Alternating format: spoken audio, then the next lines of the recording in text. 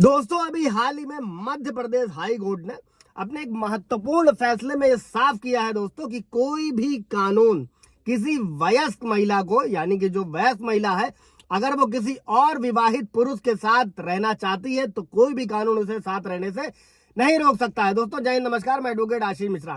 Like कर दीजिएगा, share कर दीजिएगा, सब्सक्राइब कर दीजिएगा ताकि इस जजमेंट से भी लोग अवगत हो सके। दोस्तों अभी कोर्ट ने ये साफ किया है, ये स्पष्ट किया है दोस्तों, शादी के बाद यानी कि एक वयस्क महिला को यह अधिकार है कि वो किसके साथ रहना चाहती है, और कोर्ट क्या करेगा, कोर्ट उसके नैतिक मूल्यों पर टिप्पणी नहीं कर सकता है। दोस्तों ये सुनवाई कर रहे थे जस्टिस अतुल श्रीधरन और जस्टिस प्रदीप मित्तल की खंडपीठ थी।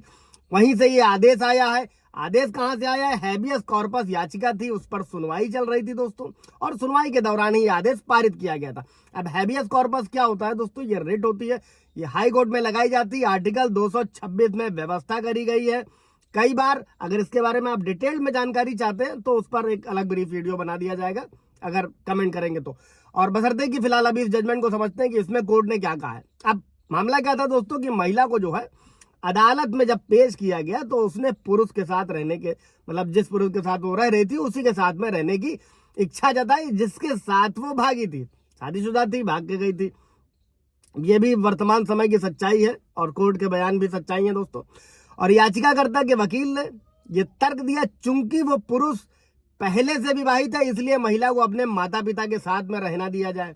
और इस पर कोर्ट ने क्या कहा, कॉर्पस यानी कि एक्स यानी कि महिला ये वयस्क है और उसे एक वस्तु की तरह नहीं देखा जा सकता। उसे अपने जीवन से जुड़े हुए निर्णय लेने का अधिकार है, चाहे वो सही हो चाहे वो गलत हो। और जिस व्यक्ति के साथ में वो महिला रहना चाहती है उसके विवाहित होने से कोई कानून उसे नहीं रोक सकता है, ना ही कानून रोकता है। और अगर वो उससे विवाह करती है तो ये गैर संज्ञेय अपराध होगा। गैर संज्ञेय अपराध जो शादी के बाद दूसरी शादी होती है उसमें मैंने आप लोगों को बताया कि ये गैर संज्ञेय अपराध है, नॉन कॉग्निबल ऑफेंस है दोस्तों। और इसमें जो है पत्नी को ही मुकदमा दर्ज कराना होता है और कोई नहीं करा सकता है।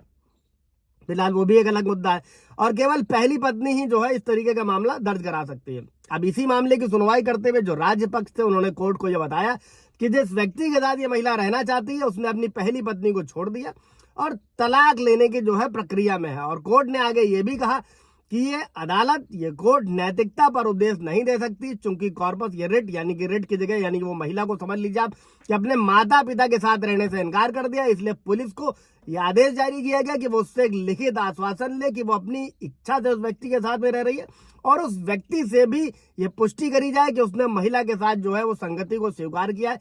इसी के साथ कोर्ट ने पुलिस को निर्देश दिया कि वो महिला को तुरंत के बेसिस में रिहा कर दे। दोस्तों इससे रिलेटेड कोई सवाल जवाब होगा दोस्तों, नया जजमेंट है, काफी कोई सवाल जवाब होगा तो पूछेगा। थैंक यू, इंटरेस्टिंग जजमेंट है।